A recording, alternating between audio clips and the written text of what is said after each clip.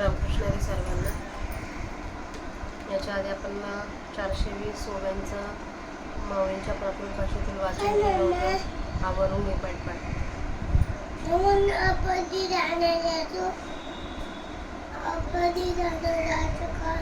हां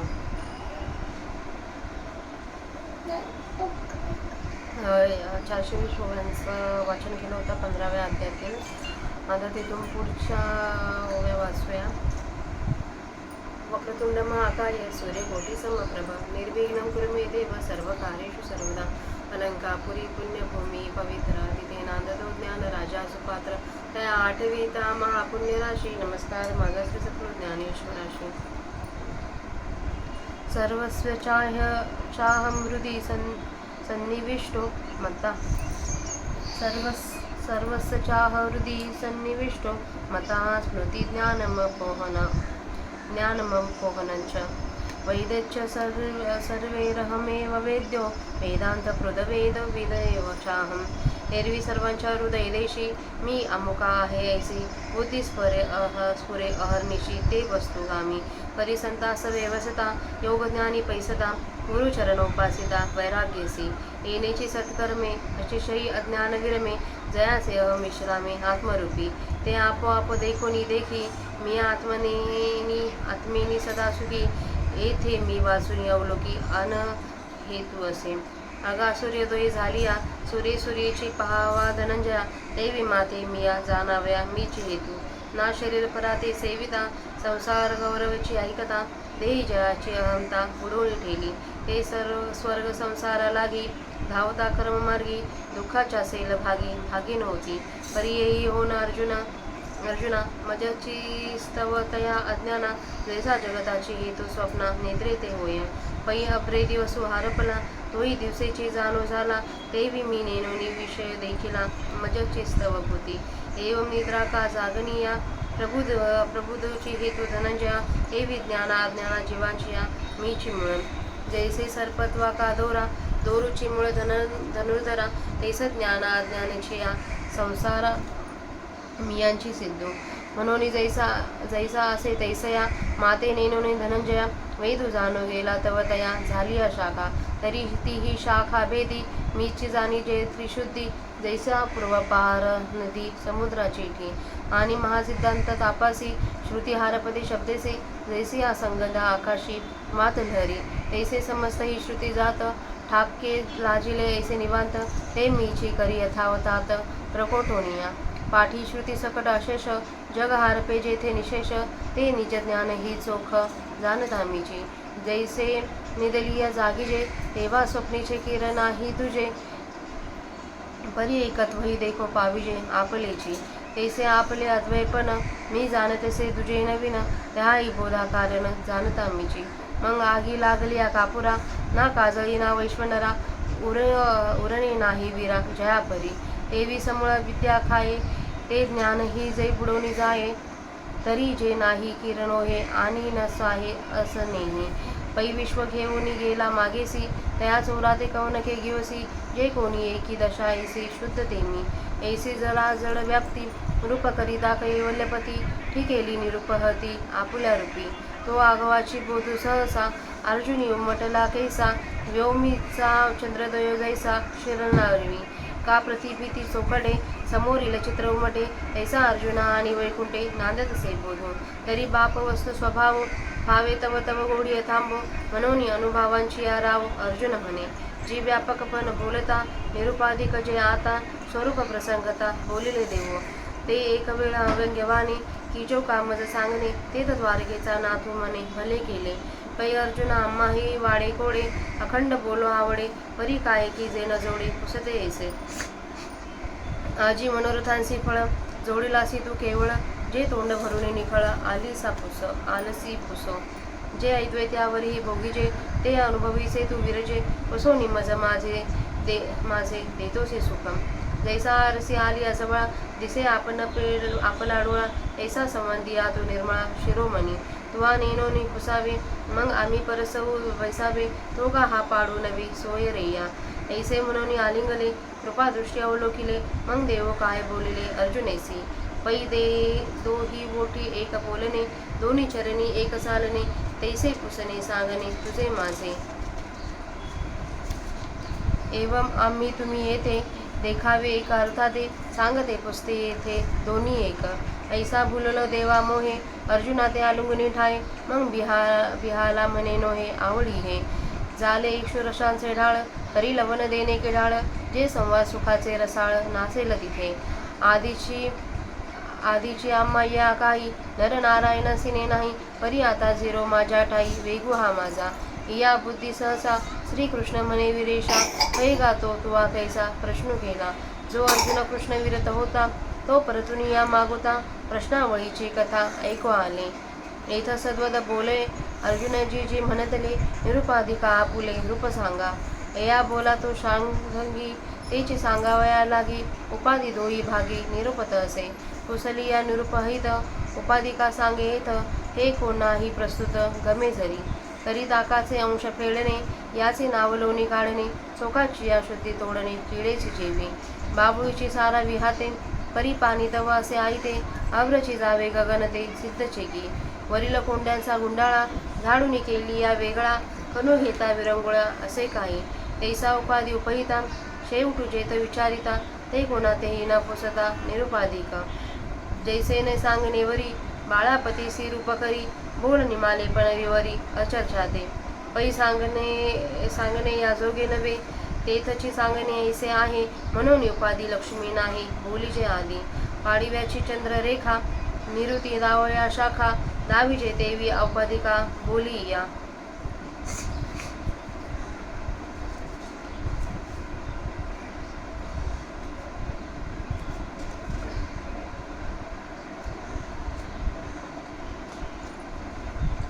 स्वामियो पुरुष लोके क्षरक्षाक्षर एव च, क्षर सर्वाणि भूतानि, कुठोस्तोक्षर उच्यते.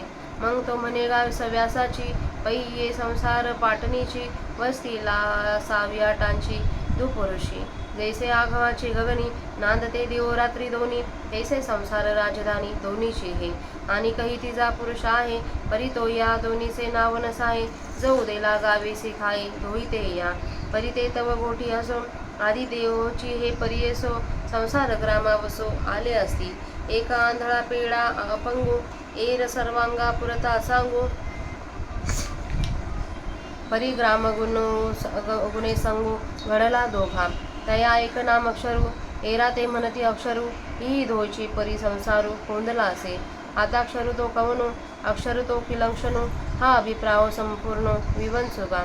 तरी महदहंकारा, लागून या धनुर्धरा, तृणांतीचा पांगोरा वरी पैगा. जे काही सान थोर, चालते अथवा स्थिर, किंबहुना गोचर मनबुद्धीचे.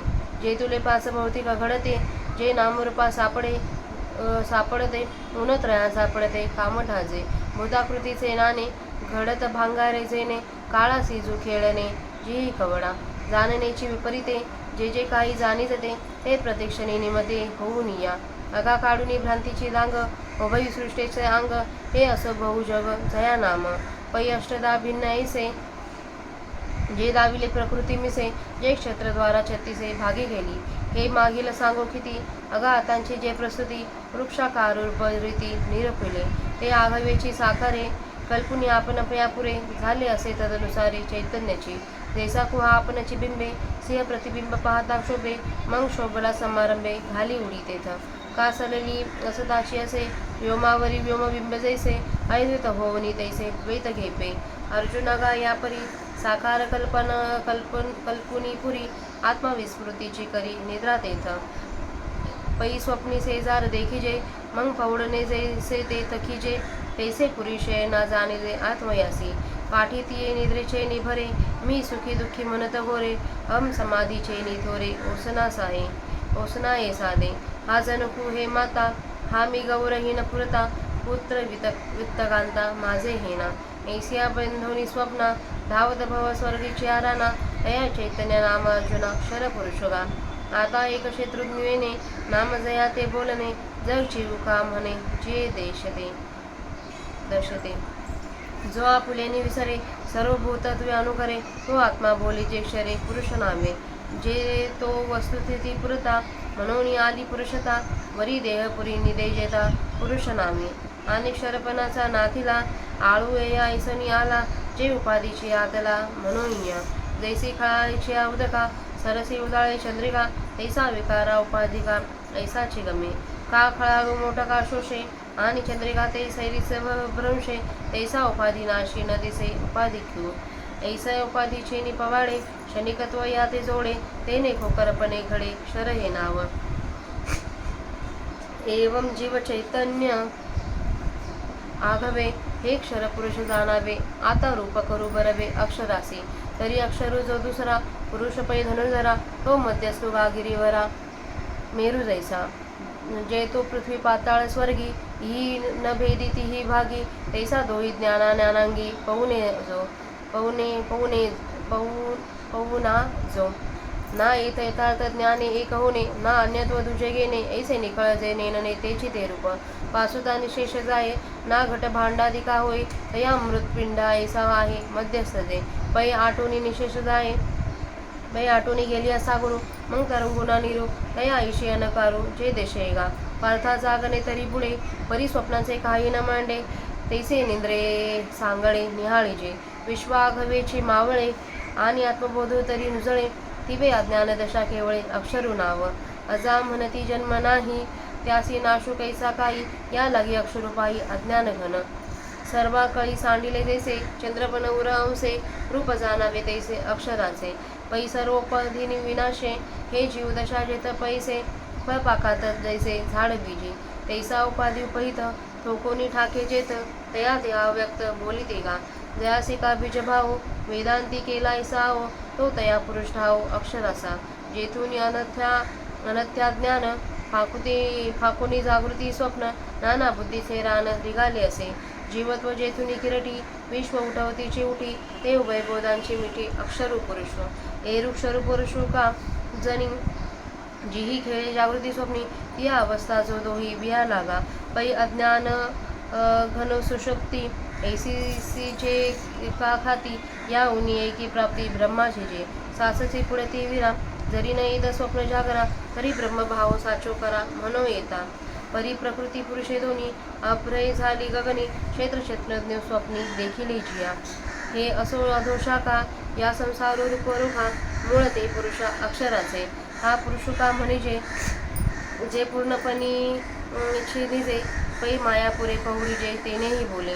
आणि विकरांची जे वारी, ते विपरीत नानाची परी, नेनी जे जाई जे माझारी, ते सुषुप्ती गाहा.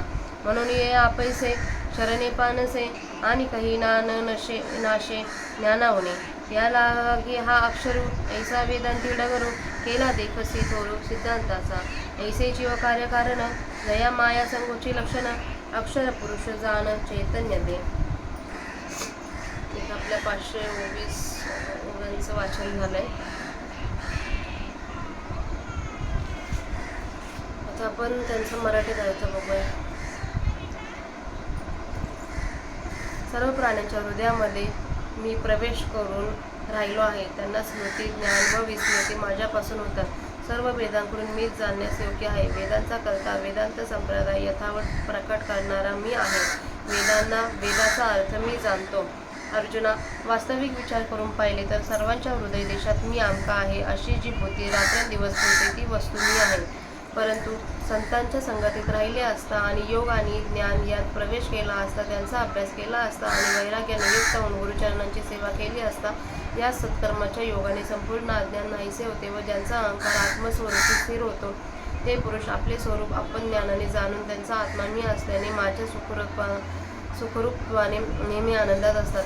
या ठिकाणी होणाऱ्या आत्मदर्शनात माझ्याशिवाय दुसरे कोणी कारण आहे काय? अरे अर्जुना, सूर्योदय झाला असता जसे सूर्याने सूर्याला पाहावयाचे, त्याप्रमाणे माझे ज्ञान मला होण्याला मीच कारण आहे. येथपर्यंत माझ्या ज्ञानाला मीच हेतू आहे असे सांगितले व या ओवीपासून तो त्या ओवीपर्यंत माझ्या ज्ञानाला मीच हेतू आहे असे सांगतात. अथवा शरीराच्या सेवेत गुरफटलेल्या देहासक्त लोकांच्या संगतीत राहून संसाराचे महत्त्व ऐकत असता ज्यांचा अहंकार देहाच्या ठिकाणी बुडून राहिला आहे, ते देहोपासक स्वर्ग संसाराकरिता कर्ममार्गाने धावत असतात. म्हणजे स्वर्ग व संसार यांची प्राप्ती करून घेण्याकरिता कर्माचरण करीत असतात. दुःखांच्या शेलक्या भागाचे वाटेकरी होतात. परंतु अर्जुना, त्या अज्ञानी लोकांना हेही होणे म्हणजे ते अज्ञानी शेलक्या दुःखाचे वाटेकरी होणे हे देखील माझ्यामुळे होते. ते कसे तर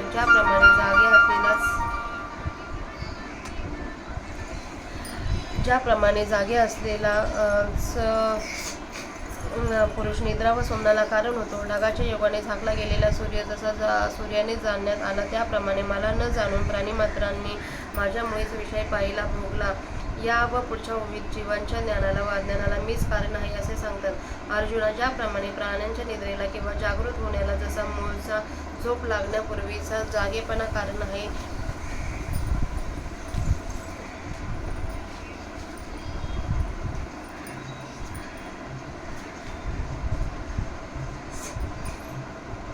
कारण आहे, त्याप्रमाणे जीवांच्या ज्ञानाला मीच मूळ कारण आहे. अर्जुना, ज्याप्रमाणे सर्वत्वाला दोऱ्याच्या अज्ञानाला अथवा दोरेपणाला दोऱ्याचा यथार्थ ज्ञानाला मूळ कारण असा जो दोराच दोराचे मूळचे स्वरूप आहे, त्याप्रमाणे ज्ञानाचा अथवा अज्ञानाचा व्यवहार माझ्याकडूनच सिद्ध होतो. म्हणजे या दोन्ही व्यवहारांना माझी सत्ताच कारणीभूत आहे. म्हणून अर्जुना, जसा आहे तसा मला न जाणता वेद जाणायला गेला तो मी वेदाकडून यथार्थ जाणला न गेल्यामुळे या वेदांचे भाग झाले. तरी वेदांच्या त्या वेगवेगळ्या शाखांकडून मीच एक खरोखर जाणला जातो. तो कसा तर ज्याप्रमाणे पूर्वेकडून अथवा पश्चिमेकडून वाहणाऱ्या नद्यांना एक समुद्र शेवटी मिळण्याचे ठिकाण होतं आणि एकमावा द्वितीयम ब्रह्म या महासिद्धांताजवळ ज्याप्रमाणे वेद शब्दांसह नाहीसे होतात, ज्याप्रमाणे वाऱ्याच्या गंधयुक्त झुळका आकाशात नाहीशा होतात, त्याप्रमाणे सर्व वेद लाजल्यासारखे निवांत राहतात. त्यांचा अर्थ भौतिक लोप झालेला असतो, ते मीच प्रकट करून यथावत करतो. नंतर वेदांसह संपूर्ण जगत जेथे ज्या शुद्ध आत्मज्ञानात संपूर्ण नाहीसे होते, ते शुद्ध आत्मज्ञान जाणणारा मीच आहे. ज्याप्रमाणे निजलेल्याला जागे केले म्हणजे त्यावेळेस त्या स्वप्नात भासलेले द्वैत अजिबात नाहीसे होते. एवढेच नव्हे, परंतु त्याच पूर्ववत आपल्या एकाकीपणाचे भानही होते. त्याप्रमाणे माझ्या अद्वैतपणा मी द्वैत संबंधाविषयी जाणतो. म्हणजे द्वैत काही नाही तर मीच आहे असा, मीच एक आहे असे जाणतो आणि मीच एक आहे अशा या ज्ञानालाही जाणण्यास कारण मीच आहे. मग कापुराला अग्नी लावला असता अर्जुना, ज्याप्रमाणे काजळे अथवा अग्नी काहीच उरत नाही, त्याप्रमाणे संपूर्ण विद्येला नाहीसे करणारे जे ज्ञान ते देखील जेव्हा नाहीसे होते, तेव्हा जे आत्मस्वरूप नाही असे खरोखर नाही, मग आत्मस्वरूप आहे असे म्हणा तर त्याला आहे हेही म्हणणे सहन होत नाही. मागासह जो विश्व घेऊन गेला त्या चोराला कोणी कोठे शोधेल? अशी जो कोणी एक शुद्ध अवस्था आहे तो मी आहे. याप्रमाणे मोक्षाच्या स्वामींनी श्रीकृष्णाने चराचरातील आपल्या व्याप्तीचे कारण वर्णन करता करता आपल्या निरुपाधिक रूपात त्या व्याख्यानाचे पर्यावसन केले. तो सर्व बोध अर्जुनाच्या ठिकाणी एकदम कसा उमटला म्हणाल तर, आकाशातील चंद्रांचा उदय जसा क्षीर समुद्रात प्रतिबिंबित होतो तसा, अथवा ज्या भिंतीवर चित्र काढले आहे त्या भिंतीच्या समोरील भिंत जर आरशासारखी प्रतिबिंब ग्रहण करणारी अशी चकचकीत असेल तर तिच्यात त्या चित्राचे प्रतिबिंब जसे स्वच्छ उमटते, त्याप्रमाणे अर्जुनामध्ये व श्रीकृष्णामध्ये एकच बोध नांदत आहे. तरी काय आश्चर्य आहे पहा की ते वस्तूचे स्वरूप जो जो अनुभवास येतो तो तो त्याच्या संबंधीची गोडी अधिक बळावत जाते. आणि म्हणूनच अनुभवांचा राजा अर्जुन म्हणतो, महाराज, आपल्या व्यापकपणाचे वर्णन आपण करीत असता प्रसंगानुसार हे देवाने आपण आपले जे निरुपाधिक स्वरूप सांगितले तेच मला पुन्हा एक वेळ काही न्यून न ठेवता सांग. येथे असे अर्जुन म्हणाला तेव्हा द्वारकेचे राजे श्रीकृष्ण म्हणाले, चांगले केलेस अर्जुना. आम्हाला देखील मोठ्या कौतुकाने नेहमी याविषयी बोलणे आवडते, परंतु काय करावे तसा विचारणारा मिळत नाही. आमची जी निरुपाधिक स्वरूप वर्णन करण्याची इच्छा ती सफल करण्याला आज तू एकटाच भेटला आहेस, कारण की तू मोठ्या हौसेने केवळ निरुपाधिक स्वरूपाविषयीच विचारण्यास आला आहेस. अद्वैताही पलीकडील जे सुख भोगावायचे त्याचा अनुभव जो भोगावायचा तो अनुभव घेण्यास तू सहाय्य करणारा आहेस व निरुपाधिक स्वरूपाविषयी प्रश्न विचारून तू माझे सुख मला देत आहेस. ज्याप्रमाणे आरसा जवळ आला असता आपल्या दृष्टीने आपले स्वरूप आपणास दिसते, त्याप्रमाणे शुद्ध संवाद करणाऱ्यांमध्ये तू श्रेष्ठ आहेस. तुला ही गोष्ट कळत नाही म्हणून तू ती विचारावीस आणि मग ती गोष्ट तुला ऐकवण्याकरता आम्ही तयार व्हावे. आवडत्या अर्जुना, तशातला हा प्रकार नाही असे म्हणून देवाने अर्जुनास आलिंगन दिले व कृपादृष्टीने त्याच्याकडे पाहिले व मग अर्जुनाशी देव काय बोलले, जसे दोन पोट पण बोलणे एक, पाय दोन पण चालणे एक, त्याप्रमाणे तू विचारणारा आणि मी सांगणारा या आपल्या दोघांचा अभिप्राय एकच आहे.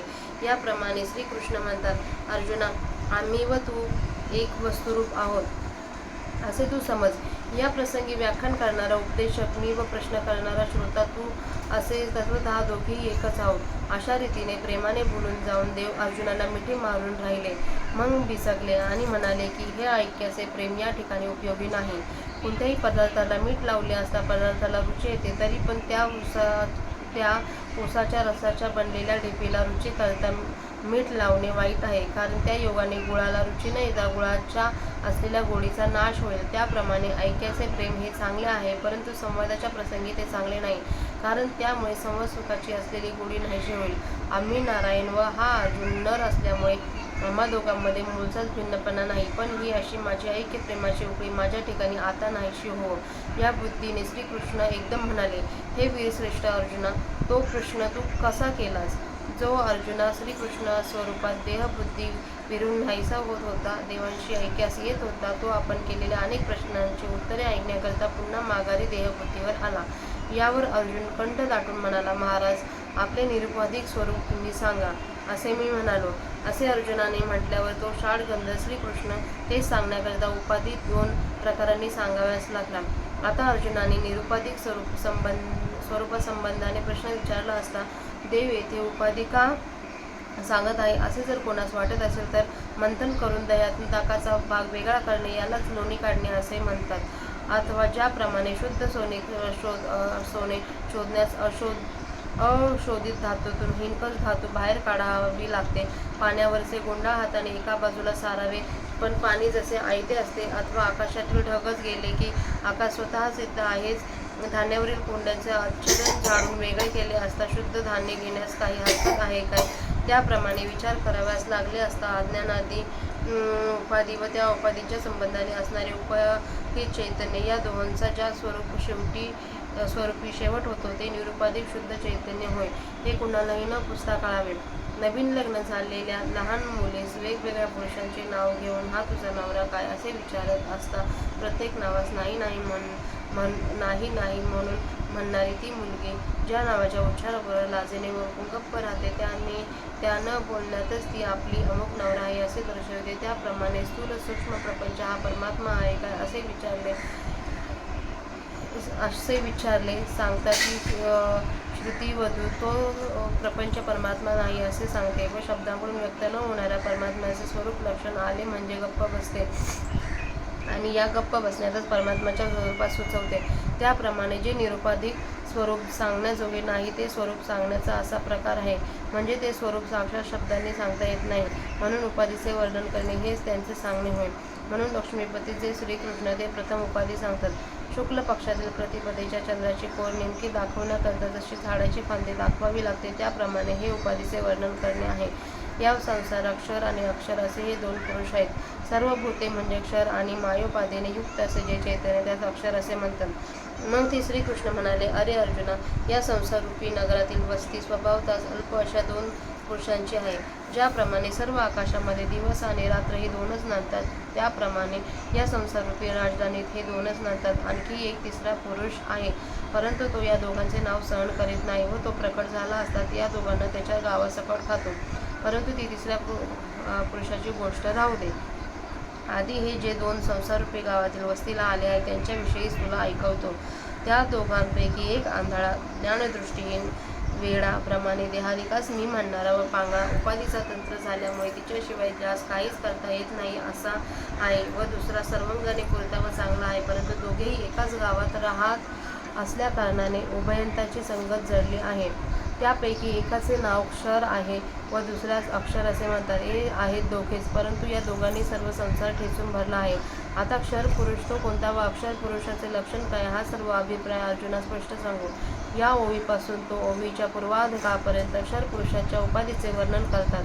तर अर्जुना, महत्तत्व अहंकारापासून तो शेवट गवताच्या टोकापर्यंत जे काही लहान मोठे व जंगम अथवा स्थावर फार काही सांगावे, जे मन बुद्धी यांच्याकडून जाणले जाते, जेवढे म्हणून पंचमहाभूतांनी तयार झाले आहे व नाम व रूप यामध्ये जे जे सापडले आहे व जे 3 गुणांच्या टाकसाळीपासून उत्पन्न होते, प्राणीमात्रांच्या आकाररूपी नाणे, ज्या सोन्याचे बनते अथवा काळच्या धनाने जुगार खेळतो, विपरीत ज्ञानाचे जे जे काही जाणले जाते अथवा जे जे प्रत्येक क्षणात उत्पन्न होऊन नाहीसे होते. अरे अर्जुना, भ्रांतिरूपी जंगलातील लाकडाने जो सृष्टीचा आकार उभारला जातो हे फार वर्णन करणे राहू दे. ज्याला जग असे म्हणतात, जे 8 प्रकारचे वेगवेगळे करून प्रकृतीच्या रूपाने मागे अध्याय 7व्या मध्ये श्लोक 4 मध्ये दाखवले आणि जे क्षेत्र म्हणून 36 भाग करून अध्याय 13 श्लोक आणि 5 आणि 6 मध्ये वर्णन केले, हे मागचे किती सांगू. अरे अर्जुना, आताच या 15व्या अध्याय श्लोक 1 आणि 2 मध्ये वृक्षाच्या आकाराच्या रूपकाने जे काही सांगितले ते सर्व साकार जगत स्थूल व सूक्ष्म देह आपल्याला राहण्याला गाव असे कल्पून तो गावच म्हणजे स्थूल सूक्ष्म देहच आपण आहोत असे चैतन्य समजू लागले. ज्याप्रमाणे सिंह आडात आपणच प्रतिबिंब होतो आणि त्यात पडलेले आपले प्रतिबिंब पाहून तो खवळतो आणि मग त्या आवेशाने आडात उडी घालतो, अथवा पाण्यामध्ये मूळचे आकाश असून त्या आकाशावरच बहरलेल्या आकाशाचे प्रतिबिंब पडते, त्याप्रमाणे चैतन्य हे मूळचे अद्वैत असून द्वैताशी तादात्म्य करते. अरे अर्जुना, त्याप्रमाणे आकारवान शरीर हेच नगर कल्पून आत्मा तेथे आपल्याला विसर हीच कोणी झोप घेतो. मागील ओवीवरून कोणाला असे वाटेल की चैतन्य खरोखरच निसते की काय, तर त्याचे समाधान या ओवीत उदाहरणाने करतात. स्वप्नात बिछाना भाव त्या स्वप्नात जसे निजावे, त्याप्रमाणे आत्म्याचे साकार शरीररूपी नगरात निजणे आहे निसणे आहे असे समज. नंतर त्या निद्रेच्या भराने विसररूपी गाढ झोप लागल्यामुळे मी सुखी मी दुःखी आहे असे म्हणणे रूप घोरतो व मी या गाढ झोपेत मोठ्याने बरळतो. हा बाप, ही आई, हा मी गोरा व्यंग असलेला किंवा पुरता अव्यंग असलेला हा मुलगा, हे धन आणि ही स्त्री आणि ही माझी नाहीत काय, अशा स्वप्नावर स्वार होऊन जे चैतन्य संसार व सर्वरूपे रानात धावते. अर्जुना, त्या चैतन्याला क्षर पुरुष हे नाव आहे. आता अर्जुना ऐक, क्षेत्रज्ञ या नावाने ज्याचा उल्लेख करतात अथवा ज्या अवस्थेला सर्व लोक जीव असे म्हणतात, जो आपल्या स्वरूपाच्या विसरामुळे ज्या ज्या शरीरादी उपाधींशी संबंध येईल त्या त्या सर्व उपाधीच माझे स्वरूप आहे असा अभिमान घेतो, त्या आत्म्याला क्षर पुरुष असे म्हणतात. आता क्षर चैतन्याला पुरुष का म्हणावायचे, त्याची 2 कारणे या ओवीत सांगतात. जरी या क्षर चैतन्याने उपाधीशी तादात्म्य केले आहे तरी ती वस्तुस्थितीने आत्मस्वरूपाने पूर्ण आहे, म्हणून त्याच्या ठिकाणी पुरुषपणा आला आहे. शिवाय तो देवरूपी नगरात निजणारा आहे, म्हणून त्याला पुरुष हे नाव आहे. आता याला क्षर का म्हणावायचे, त्याचे कारण या ओवीपासून 500व्या ओवी अखेर सांगतात आणि तो क्रमाने उपाधीशी तादात्म्य करून राहिला आहे, म्हणून याच्यावर क्षरपणाचा नसलेला आरोप आला. ज्याप्रमाणे खळखळ वाहणाऱ्या पाण्याबरोबर त्या पाण्यात पडलेले चंद्राचे प्रतिबिंब उसळते खालीवर झाल्यासारखे वाटते, त्याप्रमाणे हा क्षर पुरुष उपाधीच्या विकारामुळे क्षर नाश पावणारा असाच वाटतो. अथवा खळखळ वाहणारे पाणी आटते त्याबरोबर चंद्राच्या तेजाचे प्रतिबिंब नाहीसे होते, त्याप्रमाणे उपाधीने युक्त असलेले उपहित चैतन्य हे उपाधीच्या नाशाबरोबर दिसेनासे होते. याप्रमाणे याला उपाधीच्या योगाने क्षणिकत्व प्राप्त झाले आहे. उपाधीच्या या नाशवंतपणामुळे या क्षर हे नाव आले आहे. याप्रमाणे सर्व जीवन चैतन्य हे क्षर पुरुष आहे असे समजावे. आता अक्षर पुरुषाची चांगली कल्पना येईल असे वर्णन करून सांगतो. या ओवीपासून ते 502च्या ओवीच्या अखेरपर्यंत अक्षर पुरुषाची उपाधी सांगतात. तर अर्जुना, दुसरा जो अक्षर पुरुष आहे तो यथार्थ ज्ञान व विपरीत ज्ञान यांच्या मध्यभागी आहे. ज्याप्रमाणे मेरू पर्वत हा मोठमोठ्या पर्वतांच्या मध्यभागी आहे, कारण की तो मेरू पर्वत पृथ्वी, पाताळ व स्वर्ग या 3 लोकांमुळे 3 ठिकाणी वाटला जात नाही, त्याप्रमाणे जो ज्ञान यथार्थ ज्ञान व अज्ञान विपरीत ज्ञान या दोहोंशी संबंध करीत नाही आणि यथार्थ ज्ञानाने मी ब्रह्म आहे असे समजत नाही, अथवा विपरीत ज्ञानाने मी देह आहे असे समजत नाही. मी ब्रह्म अशा यथार्थ ज्ञानाने ब्रह्माशी एक न होणे अथवा विपरीत ज्ञानाने द्वैत न घेणे, याप्रमाणे यथार्थ ज्ञान विपरीत ज्ञान ही दोन्ही जेथे नाहीत असे निव्वळ जे अज्ञान तेच त्या अक्षर पुरुषाचे स्वरूप होय. मातीचा धूळपणा पूर्णपणे जातो व घागर अथवा भांडे वगैरे काही होत नाही, अशा अवस्थेतील मातीच्या गोळ्यासारखे चिखलाच्या गोळ्यासारखे जे अक्षर पुरुषाचे स्वरूप मध्यस्थ आहे. समुद्र आटल्यावर मग लाट नाही आणि अथवा पाणी नाही, त्यासारखी जी आकाररहित अवस्था आहे. अर्जुना, जाणणे तर पार नाहीसे होते, परंतु स्वप्नाचा काही आरंभ होत नाही, अशी जी गाढ निद्रा, त्या गाढ निद्रेसारखे अक्षर पुरुषाचे स्वरूप समजावे. संपूर्ण विश्वाभास नाहीसा होतो आणि आत्मबोध तर प्रकाशित होत नाही, त्या केवळ अज्ञान अवस्थेला अक्षर हे नाव आहे. अज्ञानाला श्रुती असा म्हटले आहे, त्याचा अर्थ जन्म नाही असे आहे. अशाच अज्ञानाचा नाश कोठचा व कसा, म्हणून अज्ञान धन हे अक्षर समज. सर्व काळांनी राहित असे चंद्राचे कलाशून्य मूळ स्वरूप असे अमावस्येला असते, त्याप्रमाणे अक्षरांचे स्वरूप आहे असे समजावे. फळ पिकल्यावर झाड जसे लीन रूपाने बीजात राहते, त्याप्रमाणे सर्व स्थूल सूक्ष्म उपाधीचा नाश झाल्यावर ही जीवदशा येथे लीन रूपाने असते. क्षर पुरुषाची देहादी उपाधी व त्या उपाधीच्या संबंधाने असणारा क्षर पुरुष उपहित ही दोन्ही जिथे लीन होऊन राहतात त्यास अर्जुना अव्यक्त असे म्हणतात. ज्या अव्यक्ताला वेदांताने बीजभाव असे नाव दिले ते या अक्षर पुरुषाचे राहण्याचे ठिकाण आहे. ज्या अव्यक्तापासून विपरीत ज्ञान हे जागृती व स्वप्न या अवस्थांचा विस्तार करून अनेक बुद्धींच्या तरंगरूपी रानात शिरले आहे. अर्जुना, त्या ज्या अव्यक्तापासून जीवत्व ही कल्पना विस्मय या कल्पनेस उत्पन्न करीत होते व दोन्ही कल्पनांचा जेथे लय होतो तो अक्षर पुरुष समजावा. दुसरा जो क्षर पुरुष आहे तो जगात जागृती व स्वप्न या दोन्ही अवस्थांनी खेळतो. त्या दोन अवस्था जो अक्षर पुरुष सरवला, ज्या अवस्थेला अज्ञान गण सुषुप्त असे प्रसिद्ध नाव आहे, त्या अवस्थेच्या प्राप्तीलाच आम्ही ब्रह्मप्राप्ती असे म्हटले असते. गाथा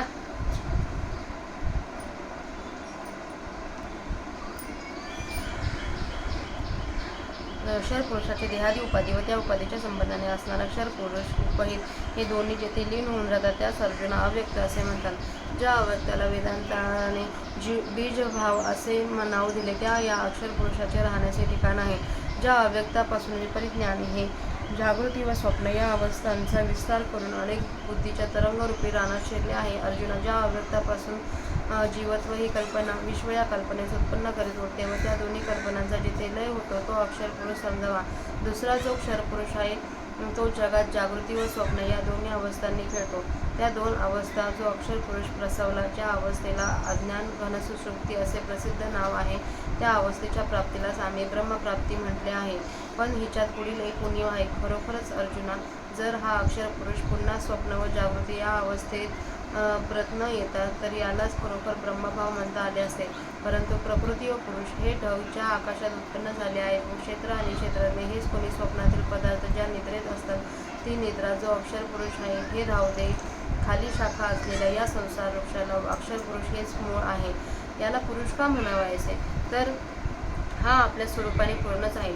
शिवाय हा मायापुरी दिसतो त्या कारणानेही याला पुरुष असे म्हणतात. आणि विकारांची एरझार हा जो एक विपरीत ज्ञानाचा प्रकार आहे तो प्रकार ज्या सुषुप्ती अवस्थेमध्ये समजत नाही ती सुषुप्ती हा अक्षर पुरुष आहे. म्हणून याला स्वभावतः नाश नाही आणि हा पुरुष ज्ञानाशिवाय दुसऱ्या कोणत्याही उपायाने कधीच नाश पावत नाही.